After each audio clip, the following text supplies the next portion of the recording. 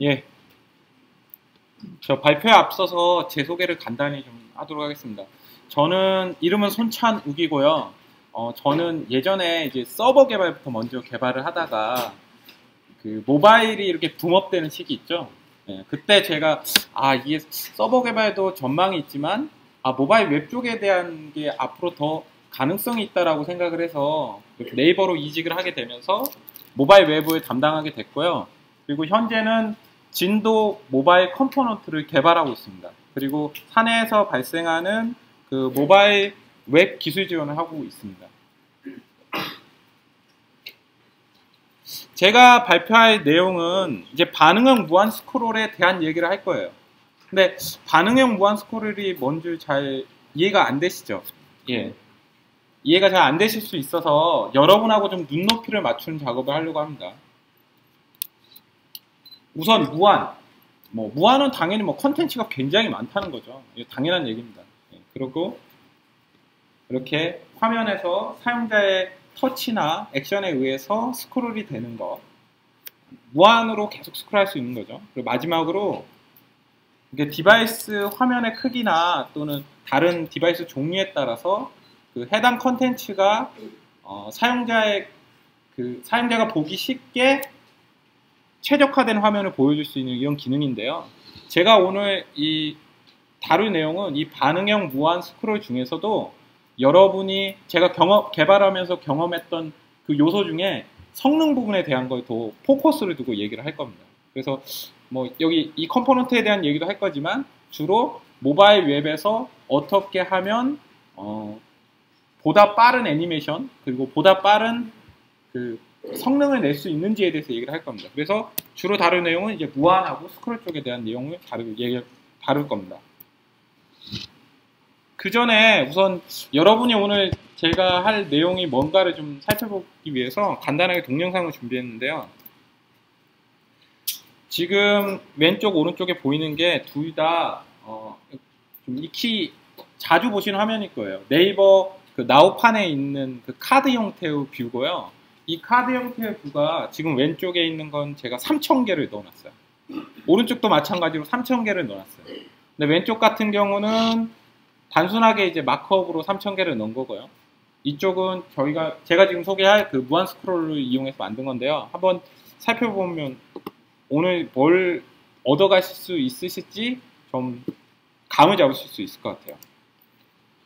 우선 이건 3,000개를 지금 스크롤하는 건데 지금 브라우저가 렌더링 자체가 제대로 안 되죠. 그리고 지금 이 단말기가 노트2예요. 그래서 어느 정도 퍼포먼스가 나오는 장비임에도 불구하고도 이렇게 렌더링 문제가 있습니다. 반면에 저희가 만든 컴포넌트는 동일한 컨텐츠고요. 근데 지금 스크롤하는 거나 화면에 보이는 렌더링이나 크게 이상이 없죠. 그래서 오늘은 이 컴포넌트, 그러니까 이걸 어떻게 만들었는지에 대해서 좀 얘기를 할 겁니다.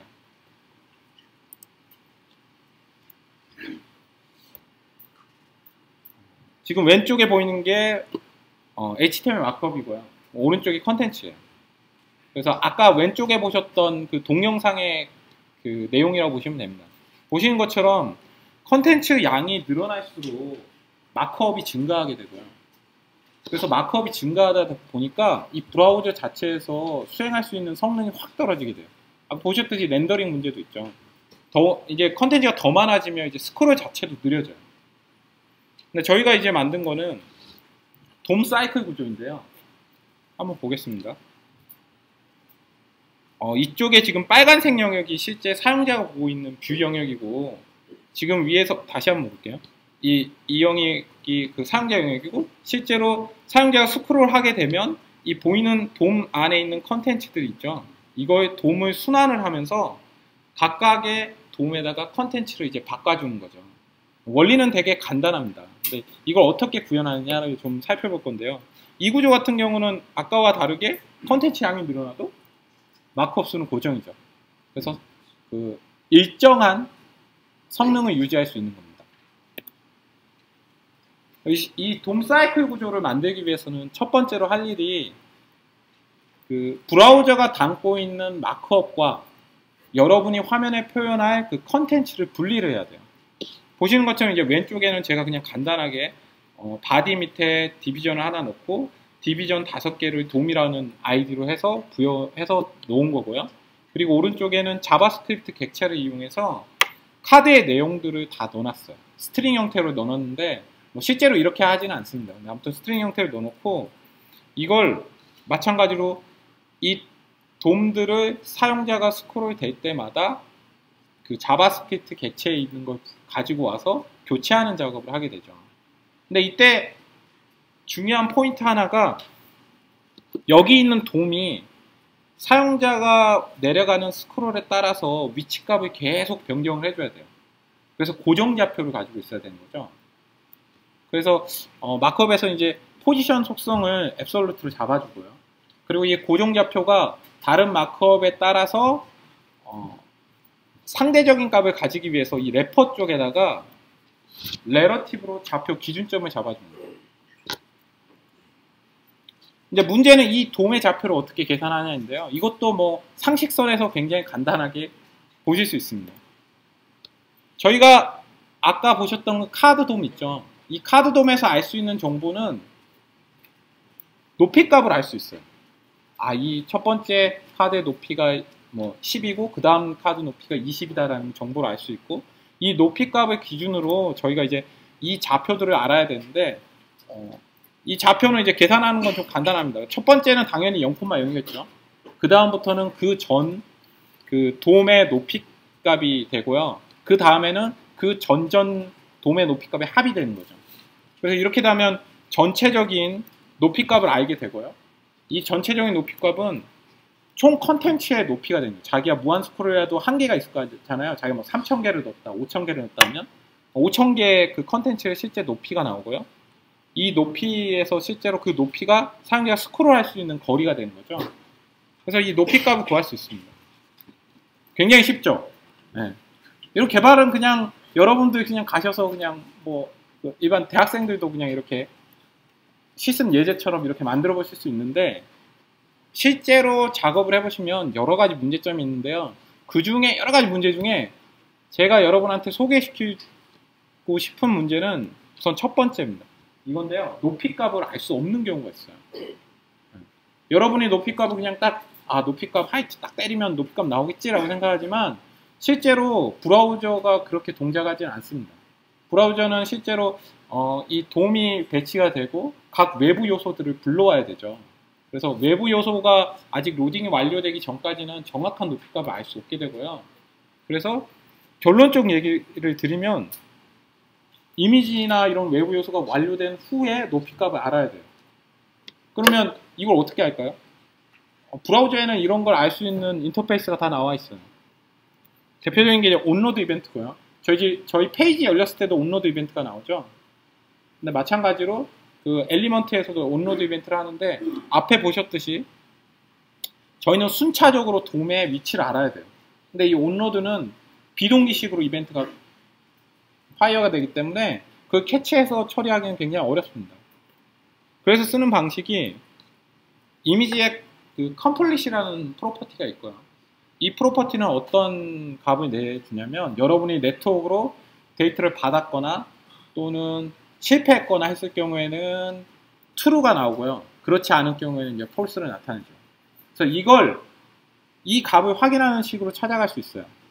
지금 보시는 거는 이제 익명함수를 이용해서 이렇게 컴플릿 여부를 따라서 하이트 값을 얻고요. 만약 그 컴플릿이 덜 됐을 경우에는 리퀘스트 애니메이션 프레임은 이 API를 써서 그 비동기식으로 계속 폴링을 하고 있어요. 이 브라우저에서 왜 폴링을 하게 되냐면, 여러분이 아마 포문을 돌리면서 일반적 프로그램 하듯이 포문에다가 이 엘리먼트 높이나 이런 걸 알게 되면 이 브라우저가 행이 걸려요. 딱 멈추거든요. 왜 그러냐면 브라우저는 단위 스레드이기 때문에 다른 데 점유를 못해요. 그래서 여러분이 터치를 해도 안 움직이고요. 그래서 그런 걸 방지하기 위해서 이제 리퀘스트 애니메이션이나 이런 비동기식으로 셋 타임아웃 같은 걸 호출해서 높이 값을 알 수 있습니다. 여기까지 제가 얘기한 게 무한 스크롤을 만들 수 있는 기본적인 원리예요. 그래서 이 원리는 여러분 지금 안드로이드 최신 플랫폼 있죠? L 디벨로퍼? 거기에서도 이런 원리의 그 컴포넌트가 나왔더라고요. 리사이클러 뷰인가? 네, 그런 것도 나오고 있는데 그런 원리하고 동일합니다. 어떻게 보면 제가 지금 얘기한 건 자료 구조의 일부분이고요. 근데 여러분이 이제 아셔야 될 이제 성능 문제에 대해서 좀 얘기를 해볼까 합니다. 막상 이렇게 만들어 놓고 보니까 실제로 저희가 이렇게 원활하게 이 컨텐츠가 내려오는 걸 경험하지 못했어요. 그래서 이거 어떻게 튜닝하지 해서 몇 가지 작업들을 해봤는데 브라우저에서 성능을 올릴 수 있는 방법은 좀 한계가 있어요. 그 한계에 대해서 먼저 이해를 하시고 어떻게 극복하는지를 알면 그 브라우저의 성능을 최적화할 수 있습니다. 한번 살펴보도록 할게요.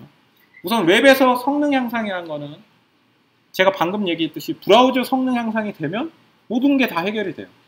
예전에 예전이 아니죠. 지금 PC 같은 경우는 여러분들이 PC로 이렇게 예전에 초기에 개발할 때는 되게 막 느리고 그랬어요. 그래서 이렇게 단순하게 박스 같은 걸 움직이는 것 자체도 PC에서 보기엔 굉장히 느렸지만 요즘 같은 경우는 굉장히 빠르게 동작을 합니다.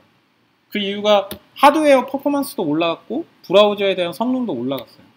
그래서 이런 성능 문제는 어떻게 보면 그 기술의 태동기 때 가장 많이 겪게 되는 문제고요. 지금 모바일 웹이나 이런 쪽도 물론 그 태동기를 약간 지나긴 했지만 마찬가지로 이런 성능 문제가 있어요. 그래서 이게 뭐 모바일 단말기가 굉장히 퍼포먼스가 좋아지고 하면 자연스럽게 해결되는 문제인데 지금은 저희가 그런 거 기다릴 수가 없잖아요. 그래서 했던 게 이제 이건 할 수가 없고 브라우저 성능 한번 극대화해보자. 그러려면 우선 브라우저가 동작하는 방식을 이해해보고 이 방식을 이해해서 성능 최대화를 해보자 라는 취지로 한번 접근해 보겠습니다. 그래서 여러분이 보셨던 장표일 수도 있는데 이걸 좀 설명을 드릴게요. 실제 브라우저가 어떻게 동작하는가를 제가 말로 얘기를 해볼게요. 우선 저희가 브라우저가 동작할 때 처음에 서버하고 통신한다고 했을 때 서버에다가 요청을 하죠. 어느 자원을 주세요 라고 요청을 합니다.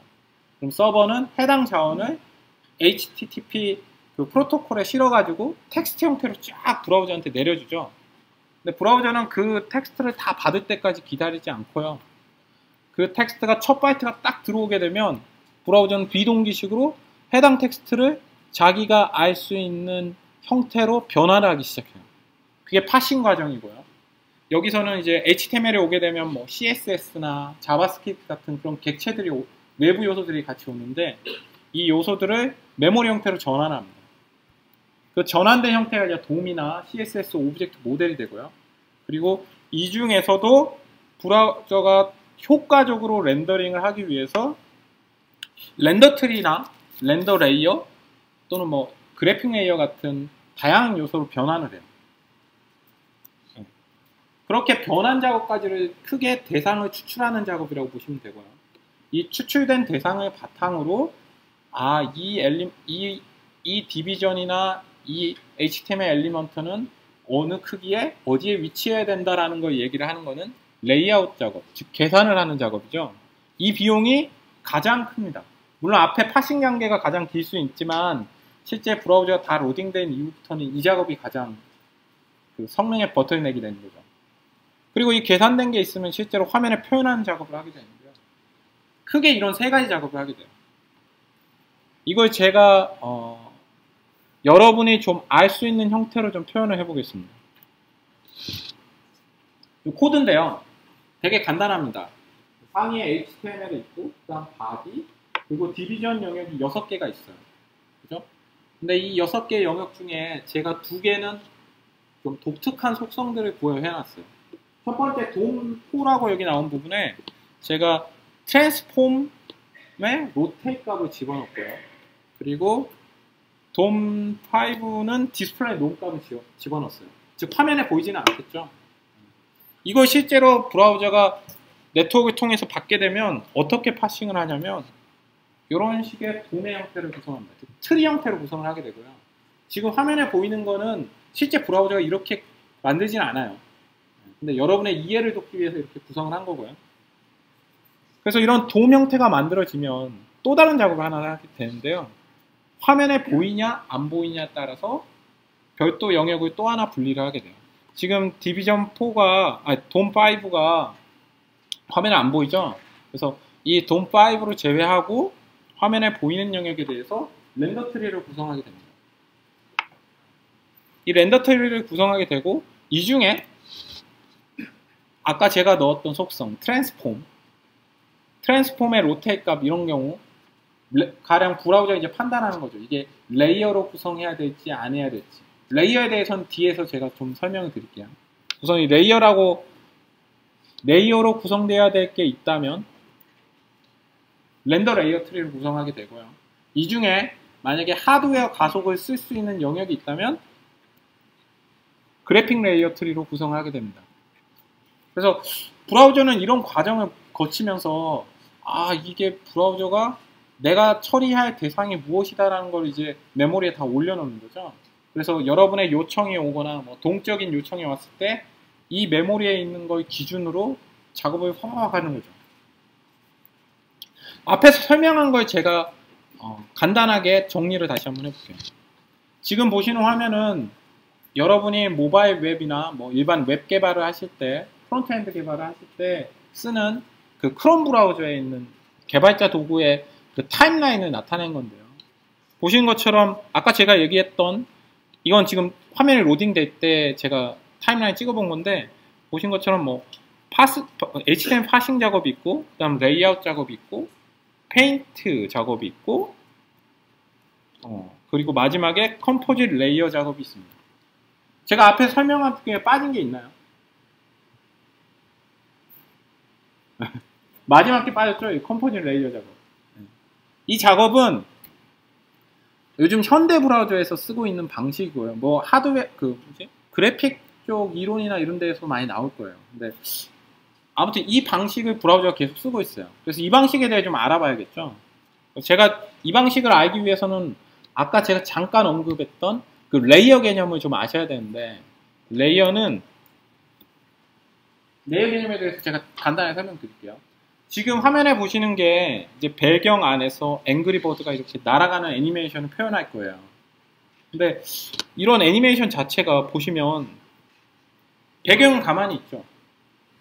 그리고 앵그리버드만 이렇게 쫙 날아가요. 그리고 주변에 대한 컨텐츠들만 앵그리버드에 가려지거나 해서 보여지는 거죠. 이런 걸 하려면 예전에 아까 레이어 개념이 없다면 이 화면을 매번 페인트를 해야 돼요. 그려야 돼요. 그럼 브라우저는 이게 굉장히 큰 부하겠죠. 비용입니다, 이게. 그러니까 화면이 크면 클수록 더 많은 비용이 되고요. 이걸 좀 더 효과적으로 하기 위해서 아까 마지막 단계에 있는 컴포짓 레이어 작업을 하게 됩니다. 그 작업은 여기 제가 일례로 든 건데 앵그리버드하고 배경을 두 개의 레이어로 구성을 하게 돼요. 그래서 앵그리버드 레이어가 요만한 게 있고 배경 레이어가 요 큰 게 있죠. 그래서 실제로 애니메이션이 이동됐을 때 브라우저는 마지막에 그 레이어들을 합치는 작업만 하게 되는 거죠.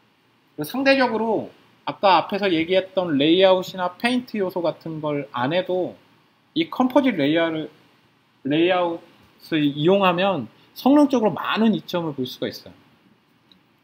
근데 이 레이어 구성은 지금 저희가 그냥 직관적으로 봤을 때는 이게 앵그리버드가 있고 배경이 같이 움직이니까 그냥 이렇게 해서 레이어 구성하면 되겠네? 라고 생각했죠. 근데 브라우저는 그렇지 않고요. 몇 가지 조건이 있어요. 우선 모든 페이지는 이런 루트 레이어를 가지고 있어요. 그래서 모든 페이지가 레이어로 구성이 돼 있고 거기에 이제 그 올라가는 그 엘리먼트들을 이제 레이어로 구성하기 위해서는 몇 가지 이제 요소들이 있어요.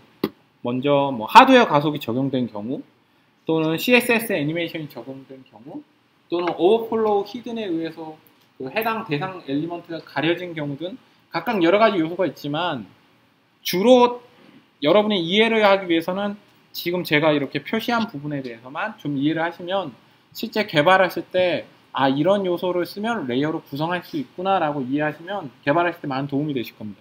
제가 지금 하는 내용을 이제 실제 무한 스크롤에도 적용을 했는데요. 그 내용이 이제 무한 스크롤 같은 거 이렇게 돔이 이렇게 순환을 하죠. 순환할 때 그 각 돔들을 움직이는 작업을 하게 되는데 이 움직이는 작업 자체가 레이아웃이 발생하게 돼요. 그러니까 비용이 많이 들죠. 그래서 이 작업을 컴포짓 레이어로 변환하는 작업을 하게 돼요. 어떻게 하느냐는 제가 간단하게 한번 보여드릴게요. 우선 제가 실습부터 좀 보여드릴게요. 보이시죠? 네. 지금 화면에 보이는 게 제가 한번 보여드릴게요. 단순하게 박스를 움직이는 겁니다. 왼쪽으로 옮겼다가 오른쪽으로 옮겼다가 몇 개의 박스를 사라지게 하는 데모인데요. 이걸 제가 이렇게 타임라인으로 한번 보게 되면요. 이게 제가 지금 보여드리는 화면은 크롬이에요. 네, 타임라인으로 찍고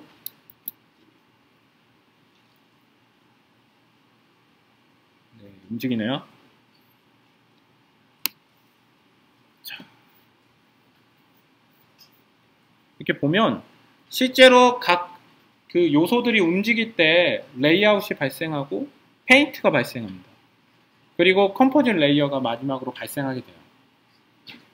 즉 여러 단계의 작업을 하게 되죠. 이게 왜 그랬냐면 소스를 한번 보겠습니다.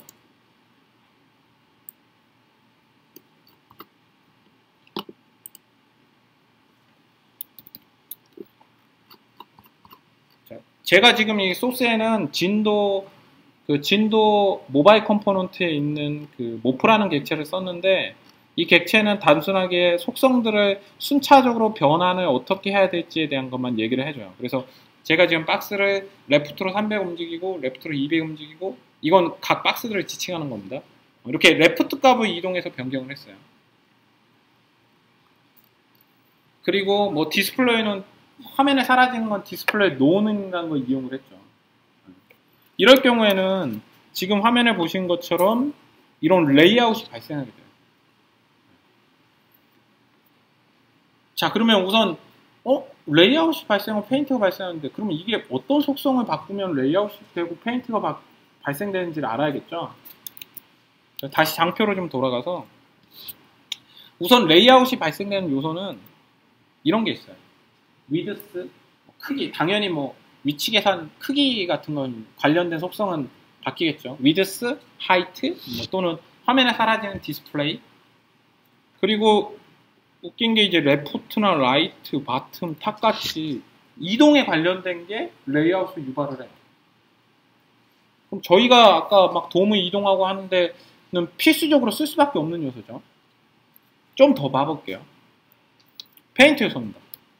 페인트 요소는 네. 뭐 비지빌리티나 보도 레디우스, 박스 섀도우 같은 어떻게 보면 화면을 이렇게 좀 예쁘게 구성하는 요소들이에요. 뭐 이런 거 안 쓰면 당연히 페인트가 안 발생하겠죠. 그래서 이런 거는 여러분이 튜닝할 때 이 팩터는 그냥 제거를 해버리면 시원하죠. 아니, 속 시원할 수 있어요. 근데 앞에 레이아웃은 좀, 이거 어떻게 하지라는 생각이 들 수가 있습니다. 좀 더 봐볼게요. 그 다음에 이제 컴포짓 레이아웃을 유발하는 속성들이 있어요. 앞에 보셨던 트랜스폼 로테인 뭐 이런 거, 그리고 트랜스레이트, 스케일 같은 게 있고, 그리고 오파시티가 있어요. 오파시티는 이제 투명도를 조절하는 속성인데, 이런 속성들이 컴포짓 레이아웃을 유발하는 거죠.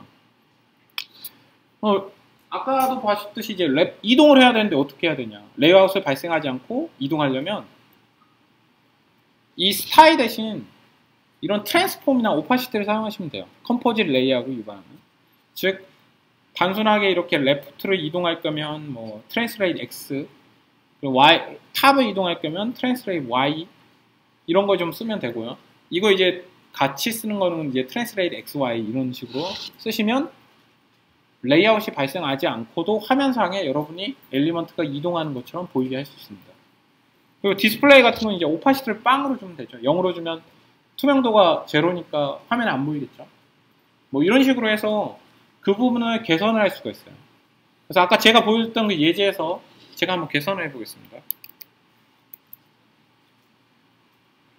자, 지금 레프트로 되는 부분을 제가 주석을 처리하고요.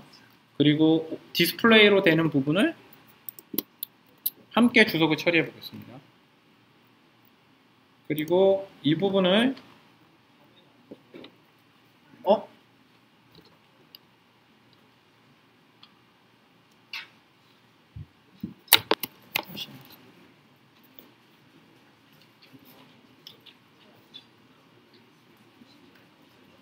일단 이야기로 말로 화면이 안 나오지?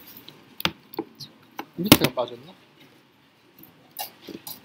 말로 일단 하시죠, 말로. 예. 우선 아까 같이 그런 식으로 하게 되면 그 레프트나 탑 이런 속성을 트랜스폼으로 바꾸고 디스플레이를 오파시티로 바꾸게 되면 나왔나요? 예. 밟으면 안 되겠어. 예, 제가 밟았나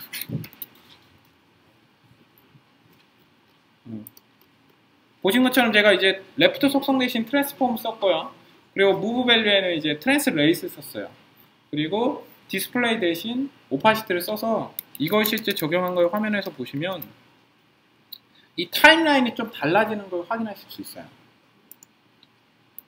자. 이동하고 있죠. 뭐 지금 PC라서 이걸 성능상 체감은 못 하실 거예요. 근데 이 타임라인으로 좀 보시면 이해하실 수 있는데 지금 보시면 아까 레이아웃 속성이 없어졌죠? 네.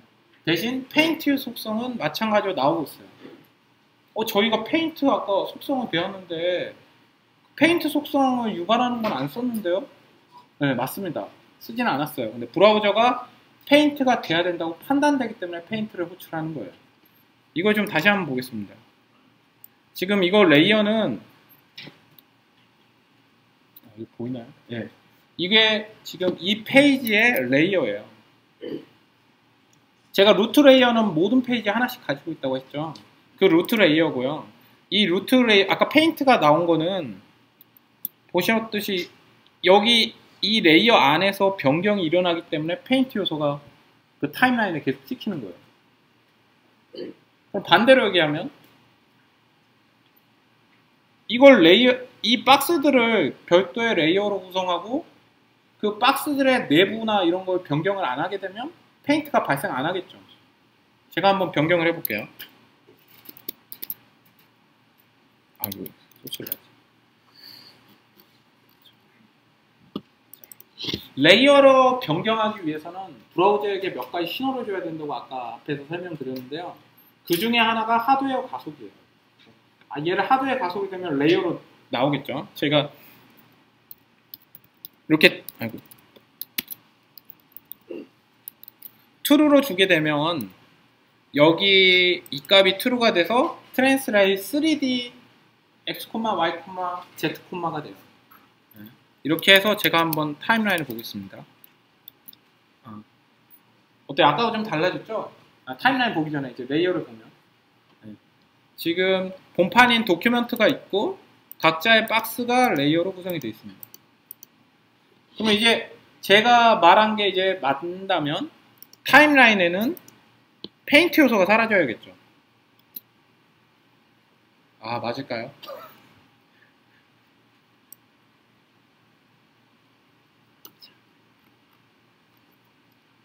네, 페인트 요소가 사라졌습니다. 그죠? 애니메이션 각 건마다 페인트 요소가 사라지고 네, 컴포짓 레이어만 호출하게 돼요. 이런 식으로 브라우저가 처리하는 각각의 단계들을 줄여가게 되면 이제 비용이 확 주는 거예요. 지금은 지금 제가 단순하게 박스로 움직이는 거고 PC에서 하는 거기 때문에 여러분이 체감적으로 느낄 수 없겠지만 컨텐츠 양이 많아지고 그리고 모바일 단말기 같이 이렇게 퍼포먼스가 낮은 곳에서 하게 되면 이 차이는 명확하게 나타나게 됩니다. 그래서 제가 지금 무한 스크롤의 이 컨텐츠를 움직이는 거에 대한 얘기를 했지만 실제로 애니메이션에 적용하게 되면 어떤 모바일 페이지에 가면 버버버버버 거리고 똑같은 단말기라도 어떤 모바일 페이지에 가면 매끄럽게 지나가는 거 보실 수가 있어요. 바로 이런 비용들을 줄이기 때문에 나오는 겁니다. 그래서 네이버 같은 경우도 이런 최적화 작업을 최대한 하고 있고요. 그래서 메인에 있는 그 플리킹도 이런 작업을 통해서 이루어지고 있습니다.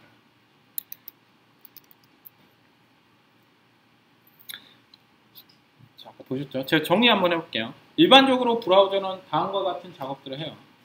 근데 아까 같이 width, height, left, tab을 사용하지 않고 트랜스폼을 쓰면 레이아웃을 제거할 수 있습니다.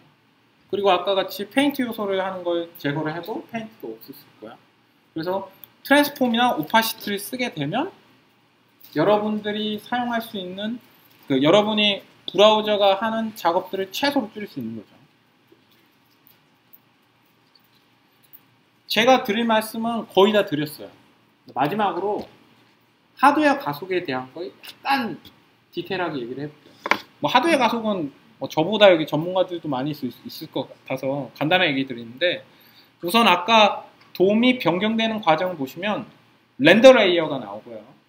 그 다음에 그 렌더 레이어 중에 하드웨어 가속이 될 수 있는 영역은 그래픽 레이어로 구성하게 됩니다. 이 그래픽 레이어로 구성되면 실제로 오픈GL 텍스처로 변환이 돼서 GPU 메모리에 올라가게 돼요. 이런 것 때문에 실제 아까 같이 컴파지 레이어 같은 그런 작업을 할 때 메모리 버퍼에 있는 거, 그 GPU 메모리 버퍼에 있는 게 싹 부어져서 그냥 딱 그려지는 것 때문에 굉장히 빠릅니다. 근데 이 요소를 쓰기 위해서는 아까 같이 3D나 뭐 여기 3D나 Z축을 쓰시면 되는데, 특이한 거는 이 로테이션 Z가 안 돼요. Z를 주면 하드웨어 가속을 안 먹어요. 오히려 X나 Y를 주는 게 하드웨어 가속을 먹어요. 그리고 오파시티도 하드웨어 가속을 먹습니다. 데모는 제가 보여드릴게요. 이게 뭔지 아시나요? 네, 맥주죠. 저는 이제 회사 생활 시작하면서 소주를 처음에 막 먹게 돼요. 그러다가 어느 순간 짬도 차면서 이제 맥주를 먹기 시작했는데, 국산 맥주 이렇게 막 먹다 보다가 어느 순간 이 맥주를 먹게 됐어요. 이거 국산입니다. 근데 참고로 네, 이 호가든이라는 그 맥주가 오비에서 나오는 맥주인데 그 수입해서 만들어요. 그 저작권 가져하는데, 아무튼 이 수입 맥주를 기준으로 제가 이제 맥주를 이렇게 수입 맥주 좋아하게 됐는데, 제가 이걸 꺼낸 이유는 하드웨어 가속이 이런 맥주와 같다라고 얘기할 수 있을 것 같아요. 가령 이런 맥주를 어린아이한테 주면 어떻게 될까요? 아, 대국 분들이 조용하시네요. 어린아들한테 이렇게 술 드시지 않죠? 네. 주면 큰일 나죠.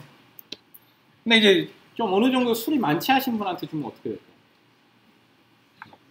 그것도 더 큰일 납니다. 더 막 진상 부리고 그러겠죠? 근데 이렇게 핸섬 남들한테 딱 술을 주면 더 매력적으로 보여요. 여기 대구가 미인이 많다고 하던데, 예.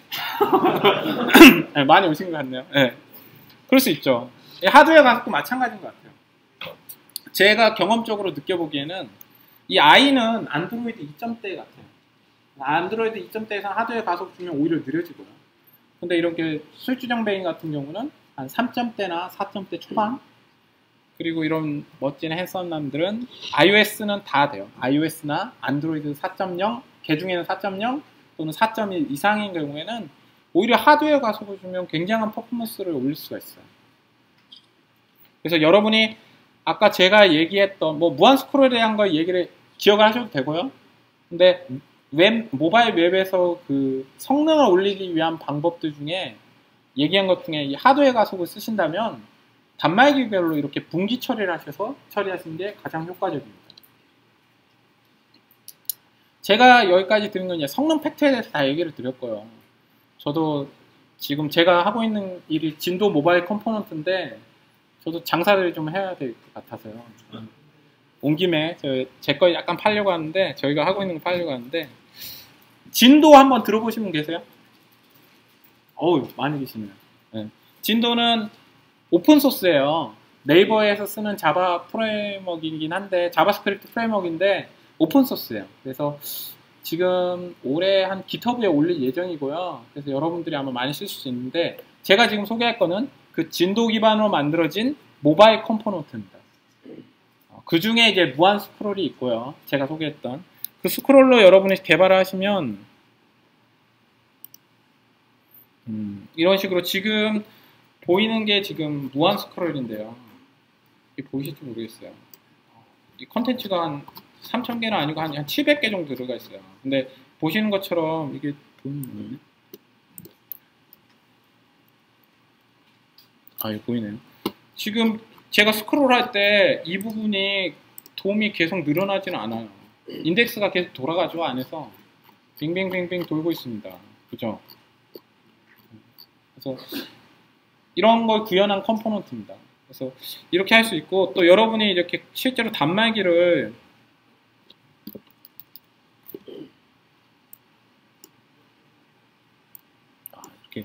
회전하게 되면 아까 한 열로 보였던 게 두 열로 보이면서 단순하게 플롯 레프트가 아니라 그 배열이 이렇게 맞춰지죠.